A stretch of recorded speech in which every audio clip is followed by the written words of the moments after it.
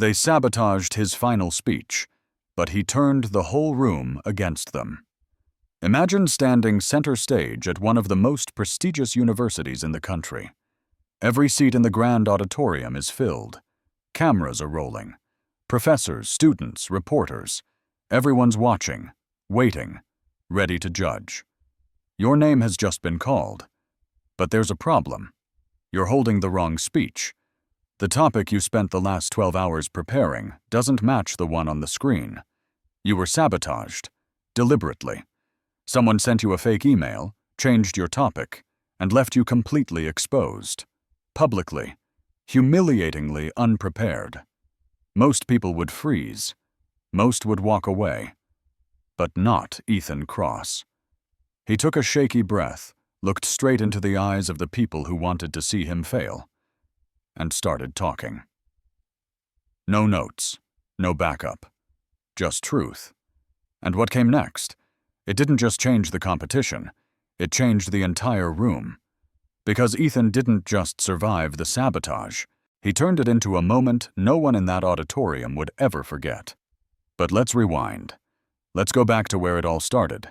A kid from Detroit, no private tutors, no connections, no legacy advantages, just a thrift store suit, a fire in his gut, and a message the system didn't want to hear. This story isn't fiction. It's real, and it's one of the most powerful underdog stories you'll hear all year. So if you've ever been told you're not enough, if you've ever walked into a room where everyone seemed richer, smarter, or better connected than you, this story is for you. If you've ever been underestimated, overlooked, or pushed to the back of the line, get ready. Because what Ethan did in that final round wasn't just a speech, it was a reckoning. He didn't just answer a question, he exposed a machine. And by the end of it, even the people who wanted him gone were forced to listen. Stick around, because what happened behind the scenes, from the private whispers to the fake emails to the final moment when the judges stood in stunned silence, will leave you breathless. And hey, before we dive in, if you believe stories like this deserve to be heard, and if you want to help us bring more real, raw, unfiltered truth to this platform, hit that subscribe button. We're building something here. And with your help, we'll make sure voices like Ethan's never go unheard again. Ready? Let's begin. Ethan Cross had never seen a campus like this before. Towering red brick buildings, iron-laced gates, students in pressed blazers walking like they belonged to the future. He stepped off the bus with nothing but a worn duffel bag and the tight weight of determination clenched in his chest. As the cold California wind swept across the Stanford courtyard, he tightened his second-hand coat, a size too big, a season too late. He was here for one reason only, the National Youth Debate Invitational. Only 20 students from across the country had made it. He was the only one from a Detroit public high school. The others, they came from places with names like Andover, Exeter, and Westlake Academy. Their parents were doctors, professors, CEOs. His mom, she worked back-to-back shifts at a hospital and still sent him off with a packed lunch and a handwritten note that said, "Speak like someone who can't be ignored." And he planned to. But from the moment he walked into the registration hall, the air shifted. Conversations paused. Eyes lingered. Laughter whispered behind manicured hands. It was subtle, but unmistakable. He didn't look like them. He didn't sound like them. And in some minds, that meant he didn't belong. That became clear when he first met Savannah Whitmore. She stood near the podium, flanked by a semicircle of admirers in matching navy jackets, her posture perfect, her tone casual but cutting. She said, her voice dripping with amusement. "You're Ethan, the wild card pick. They do one every year. It's sweet, really." Ethan smiled, not wide enough to show hurt, but just enough to say he'd heard her. He didn't respond. Not with words. Not yet. He would let the stage speak for him. That night, While the other students went out for dinner or bonded over shared prep school memories, Ethan sat alone in the corner of the campus library, devouring legal case studies and transcriptions of Supreme Court arguments. He scribbled margins full of counterpoints, practiced transitions under his breath, rewrote his opening twice. When his laptop battery died at midnight, he switched to pen and paper.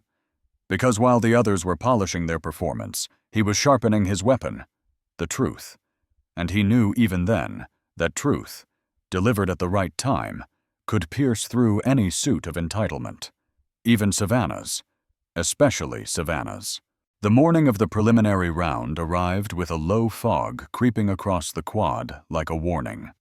Ethan stood outside the auditorium steps before anyone else arrived, staring at the carved letters above the entrance. Veritas. Truth. That's all he had. No coach in his ear, no teammates rehearsing rebuttals, just his words and the fire behind them. As the hall began to fill, he found his name printed last on the speaker list. Typical. Leave the outsider for the end, the one no one expects to shake the room. He tucked the schedule into his pocket and made his way to the back row of the auditorium, scanning the crowd. Polished shoes, Rolex watches, the gleam of elite confidence. And at the center of it all, Savannah. She stood in the center aisle like she owned the place, her blonde hair pulled into a razor-sharp bun, her voice already dominating a group of students from New York and D.C. When her eyes landed on Ethan, she smirked. "Hope you brought more than charm today," she said. "You'll need it." He simply nodded and walked past her. No words. Not yet. Inside the green room, competitors buzzed in circles, exchanging sources, reviewing note cards, double-checking citations. Ethan sat alone on a bench near the emergency exit, headphones in, eyes closed. Not for music, just silence. He ran the speech in his mind like a script written on bone. Every pivot, every punchline, every pause. The debate topic was bold and loaded. Resolved. Access to higher education is more determined by birthright than merit. He didn't just believe in the resolution. He lived it. He was it. And soon the audience would too. As each speaker presented, Ethan watched closely, studying their rhythm, spotting logical gaps, noting which arguments landed flat. Some were brilliant, others overly rehearsed. Then Savannah stepped onto the stage. Her delivery was flawless. She painted a picture of academic utopia, meritocracy, upward mobility, all wrapped in data and elegant diction. The judges nodded. The audience leaned in. She closed with a crisp line. "It's not about where you start. It's about how hard you work." Polite applause followed. Clean, controlled, predictable. Then came the final name. Ethan Cross, Detroit Public Academy. The announcer hesitated just enough to let the silence bloom. Ethan rose slowly, walked down the aisle, his boots tapping against the polished hardwood floor. As he reached the podium, a few whispers rustled through the crowd. One judge glanced at his handwritten notes and raised an eyebrow. Ethan adjusted the mic, took one breath, and began. "They tell us the system is fair, that all we need is grit and we'll rise. But the truth is, some people start on mile 3 and still call it a marathon." A ripple of movement swept the front rows. He didn't yell, didn't pace, just delivered, measured, real. He spoke of closed school libraries, of guidance counselors stretched across 300 students, of applying to colleges using public Wi-Fi in a parked car because the lights were off at home. He quoted legislation, cited data from the National Education Association, and then paused. Some of us didn't grow up with expectations of greatness. We were taught to survive, and somehow we're expected to compete with those born into winning. The room was silent. No coughs, no shifting chairs, just stillness. He ended not with a roar, but a razor. "If you want to talk about merit, first let's talk about access. If you want to measure talent, start by measuring opportunity." When he stepped down, the claps came slow, but real. Not the polite kind, the kind that grows, the kind that sticks. As he walked back to his seat, Savannah crossed her arms and leaned back, blinking fast. For the first time that morning, she had no words. The preliminary scores were posted 2 hours later on a bulletin board outside the main hall. A crowd had already formed by the time Ethan arrived. Students stood clustered in tight circles, eyes darting up and down the ranking sheet, expressions shifting from smug to stunned to stoic. Ethan hesitated at the edge of the group. He didn't need validation, but he did need confirmation. Slowly, he approached the board. Names were listed in order of ranking. Savannah Whitmore sat comfortably at number 1, just as expected. But Ethan's breath caught when he saw his own name. Number 4. Not last, not barely scraping by. 4th, ahead of a dozen students from elite academies with private coaches and prep teams. A soft murmur spread through the crowd. He's from public school, right? Detroit? I thought he was just a diversity pick. He heard it all, every word like a pinprick. But none of it pierced the armor he had been building for years. He didn't flinch, didn't respond. He simply stepped back from the list, nodded once, and walked away with steady, silent confidence. But the moment wasn't over. As Ethan turned toward the dorms, a familiar voice followed behind him. Savannah, arms crossed, her tone sweet with just enough acid to burn. Congrats on cracking the top 5. Honestly, I didn't expect it. Ethan stopped, but didn't turn. Neither did you, he said flatly, his voice calm but firm. But here we are. She offered a tight smile, one that didn't touch her eyes. Just don't let it go to your head. It's only going to get harder from here. Then she was gone, heels clicking against the stone path like a metronome for the performance she was already planning for the next round. That night, back in his dorm room, bare except for a desk, a bed, and a stack of books, Ethan sat at his laptop reading the next round's topic. Resolved, affirmative action in college admissions does more harm than good. His jaw clenched. He knew what this was. The kind of topic that wasn't just academic. It was personal. It was bait.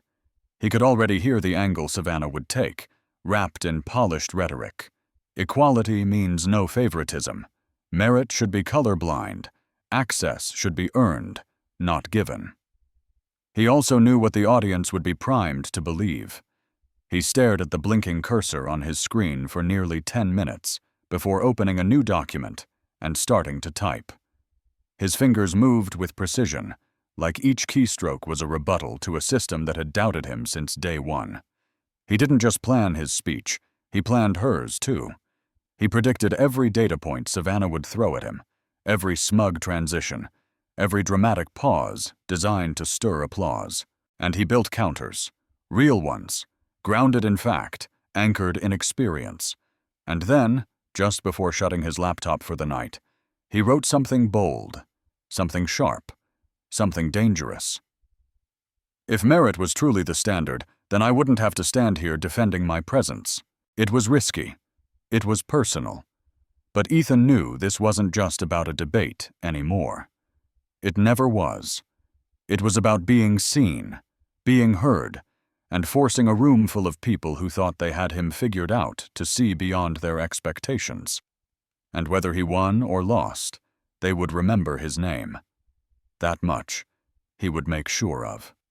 The auditorium felt colder the next morning, not in temperature, but in energy.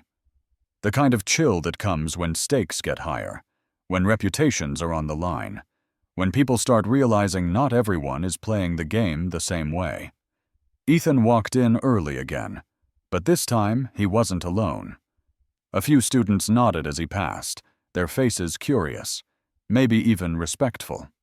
He didn't linger on it. Respect earned too quickly could vanish just as fast. He took a seat near the back, pulling out his notebook and reviewing his outline one last time.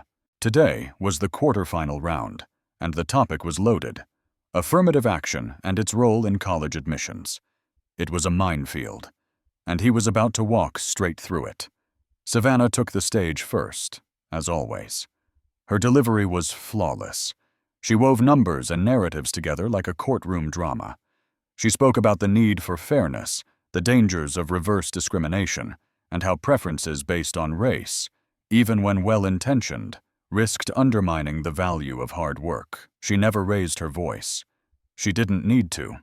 Her words were weapons dipped in honey. The judges nodded. The audience followed along like they were attending a master class. And for a moment, even Ethan felt the weight of it. She was good, really good, but he also knew something else. Her argument, while polished, was hollow. It leaned on abstractions, not lived truth. When Ethan's name was called, he stood slowly, walked to the stage with calm, steady steps. No smile, no theatrics, just clarity. He adjusted the mic and began.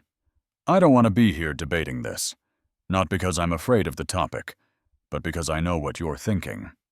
He paused, letting the weight settle. Some of you believe I'm here because someone gave me a handout, because a system favored me over someone more qualified. His voice was level, controlled. But let me ask you this. What does qualified even mean when the race didn't start at the same line? The room shifted. Silence fell heavier. I didn't grow up with prep schools or private counselors. I didn't have AP classes stacked on top of each other. My school had one counselor for 400 kids. Half the textbooks were older than I was.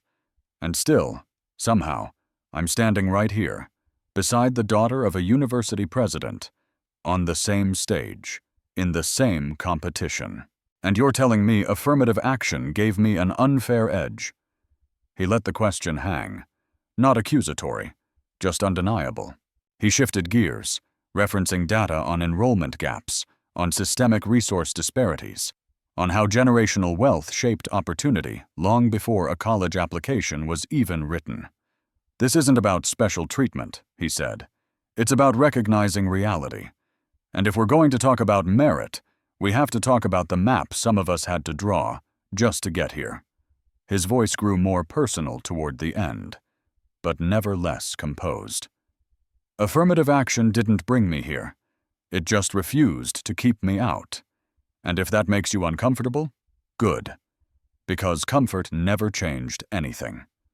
When he finished, there was no immediate applause, just stillness, then a single clap, then a few more. And suddenly the room erupted, not politely, not out of obligation, but because they couldn't ignore him anymore. Savannah, sitting in the front row, stared straight ahead, jaw tense, one foot tapping nervously against the floor. Her polished narrative had met something it couldn't spin, truth backed by lived fire. And for the first time, she didn't look like she was winning. Ethan stepped off the stage knowing one thing. Today, he didn't just defend his presence, he challenged theirs.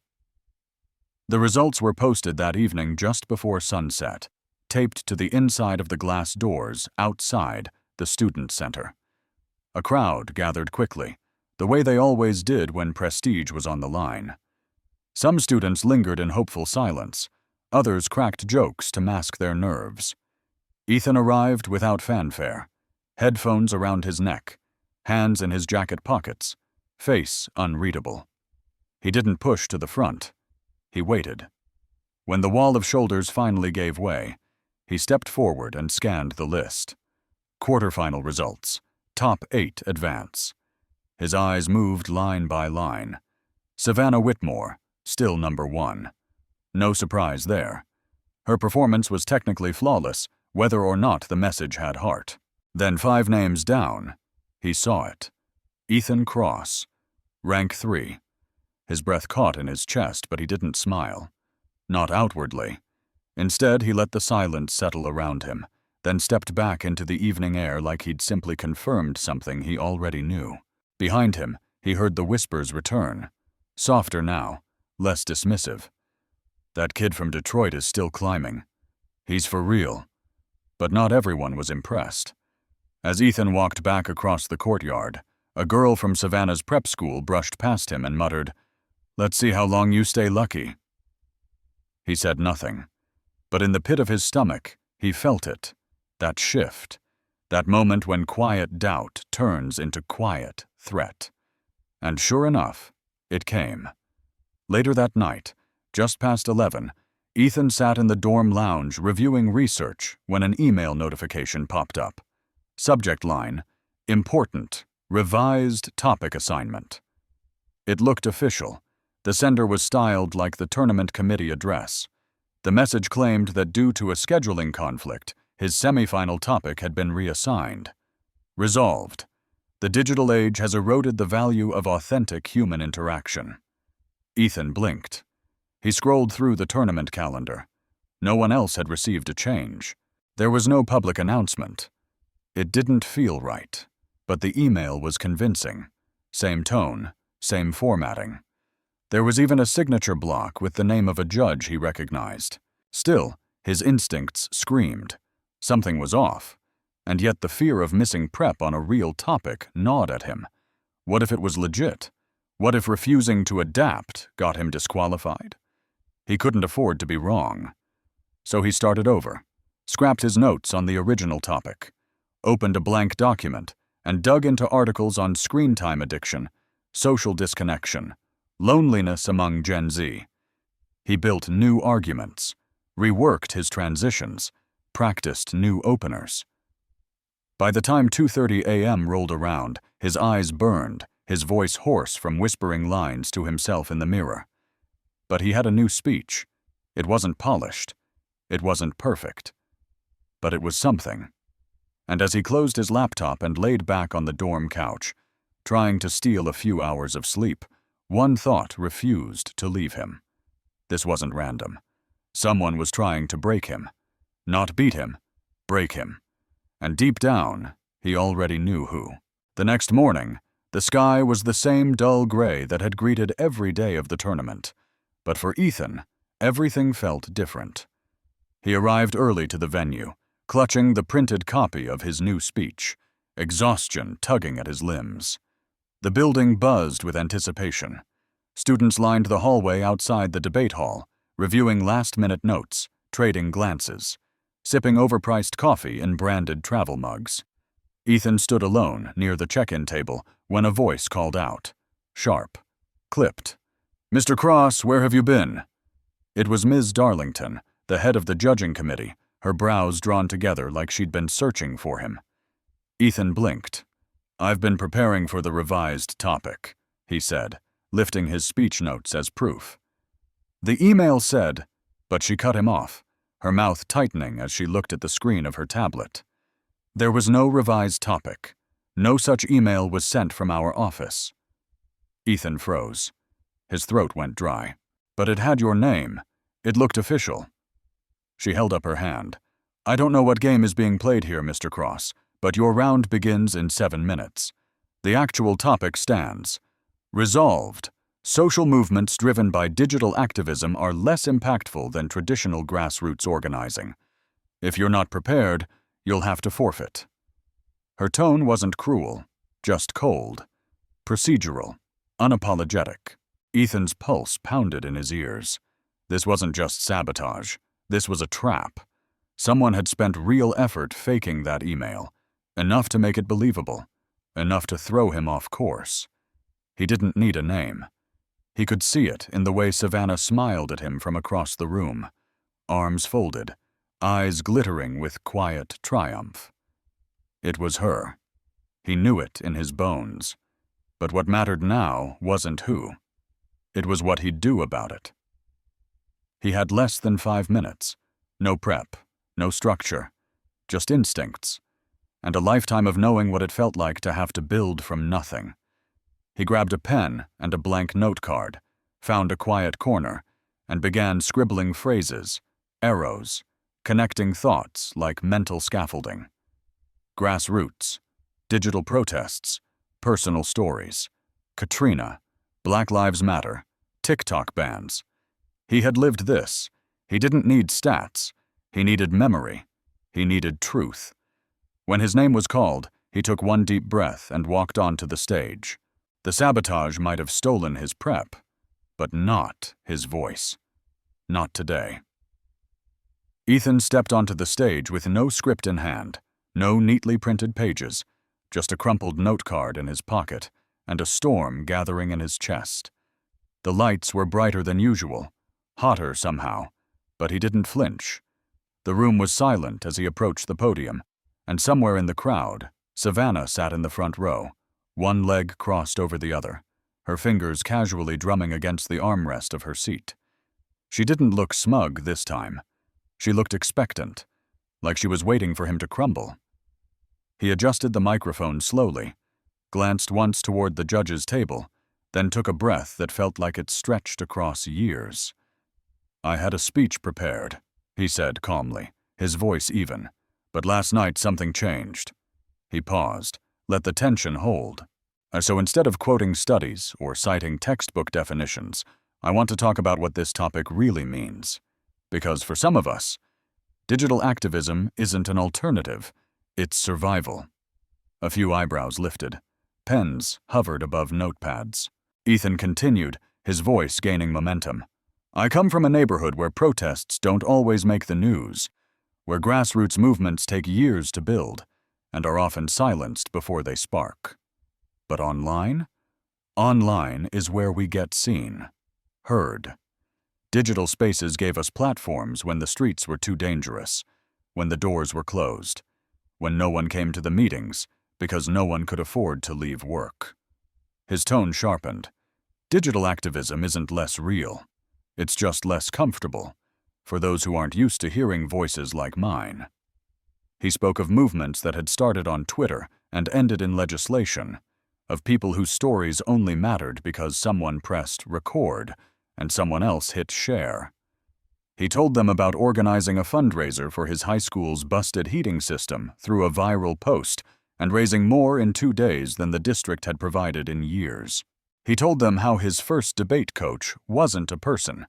It was a playlist of TED Talks he watched on a cracked phone under flickering streetlights. He wasn't rehearsing anymore. He was testifying. He leaned into the mic. "We act like the digital world is detached, like it's less human. But if a mother crying for her son on Facebook can spark a movement, if a student's live stream of injustice makes the world pay attention, then maybe it's not the medium that lacks impact. Maybe it's us, refusing to accept that justice now has Wi-Fi."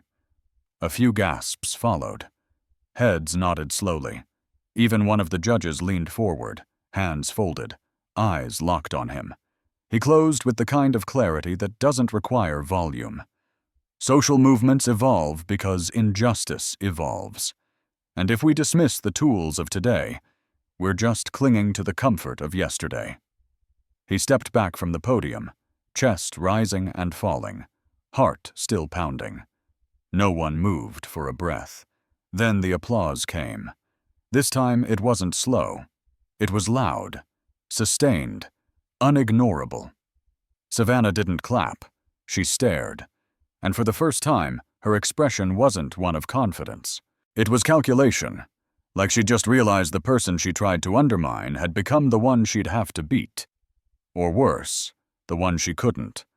The next morning, the campus buzzed with a different energy. Whispers followed Ethan wherever he went, not the sharp-edged kind from the first day, but something heavier, respect laced with disbelief. People looked at him longer now, not like a fluke or an outsider, but like someone who'd just done something they didn't think was possible. He wasn't invisible anymore. He was undeniable. But even in that rising tide of attention, he stayed focused. He ate alone, studied alone, walked alone. Familiar territory. It was how he stayed grounded. He didn't need their applause. He needed clarity, focus. Because ahead of him loomed the final round, and he already knew who would be standing on the opposite side of that stage. Savannah Whitmore. And this time, it wouldn't just be a debate. It would be a reckoning. The official announcement came just before noon. Ethan Cross and Savannah Whitmore, finalists. Topic: Resolved. Traditional institutions are the most effective guardians of truth and justice. The irony hit him like a cold wind. Institutions? Guardians? The very same systems that had tried to erase him the night before with a forged email? The very same polished frameworks that protected students like Savannah while people like him fought for scraps at underfunded schools? It was poetic and dangerous, because if he played it too safe, he'd lose. If he went too hard, they might call him bitter, ungrateful, radical. But he knew better. He knew the rules of that tightrope walk. He'd been walking it his whole life. That evening, as the sun dipped below the horizon and shadows stretched across the old brick walkways of campus, Ethan received an unexpected message. Airdropped, anonymously, from someone nearby. A screenshot. It showed the fake email from the night before, proof it had come from a school account tied to one of the student organizers. The name wasn't visible, but the trail was obvious. And in the corner of the image, just visible in a thumbnail, a laptop wallpaper.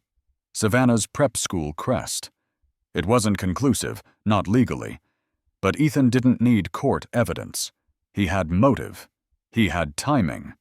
And now he had something better than revenge. He had a stage. The next day, Sanders Hall filled earlier than expected. Cameras were set up at the back.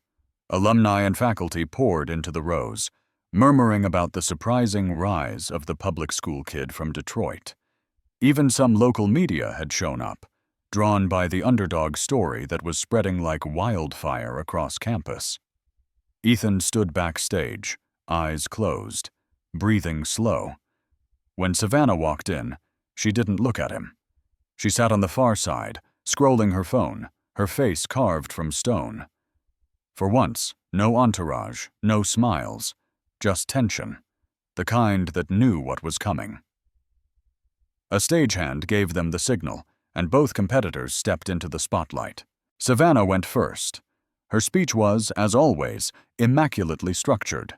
She spoke of institutional legacy, the importance of structure, the centuries of knowledge housed within academia and law, how disorder thrives in the absence of tradition.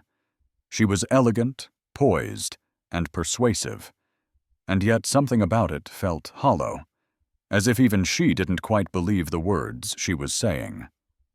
The applause she received was polite, but it didn't stir the room. Then Ethan took the stage. He didn't start with a quote or a statistic. He started with a story, his own. He spoke of his father's wrongful firing from a city job and how no institution had intervened, only a small community group run out of a borrowed church basement. He spoke of watching his mother navigate medical bills, denied again and again by a hospital board that spoke in policy instead of humanity. And he spoke of this very tournament, of how someone had tried to sabotage him, quietly, invisibly, with institutional tools like fake emails and internal systems, and how no one had investigated. No one had stepped in. If institutions are the guardians of truth, he said quietly, then why do they stay silent when the truth becomes inconvenient? His voice didn't rise. It dropped, leaned in. Guardianship without accountability isn't protection. It's control. He didn't accuse Savannah by name. He didn't have to. The implication was clear. The room shifted. Even the judges exchanged glances. He closed with power, but not force. Maybe the truth doesn't need guards in ivory towers. Maybe it just needs people brave enough to speak it out loud, even when it shakes the floor. When he stepped back, there was no hesitation.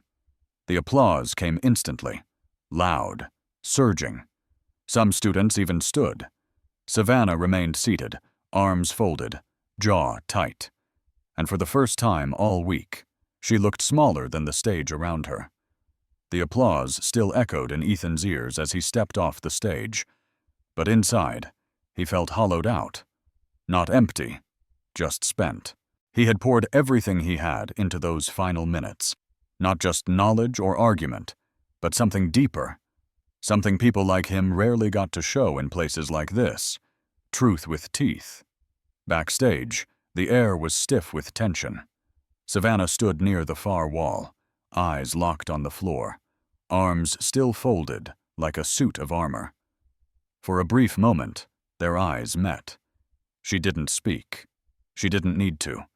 The silence between them carried more weight than any debate round ever could.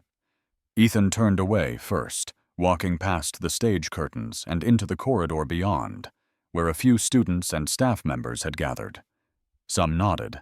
One judge even stopped him, hand on his shoulder, eyes serious. "Powerful," was all he said. No score yet, no official decision. But the energy had shifted, and everyone in the room knew it. Ethan found a quiet bench near the reflecting pool outside the student center. The night was cool, crisp, and laced with the scent of fresh-cut grass and distant eucalyptus. He stared at the rippling water, phone resting beside him, unanswered notifications piling up, texts from classmates back home, a message from his mother that simply read, "So proud of you, baby, no matter what." He closed his eyes, just for a moment, just to breathe.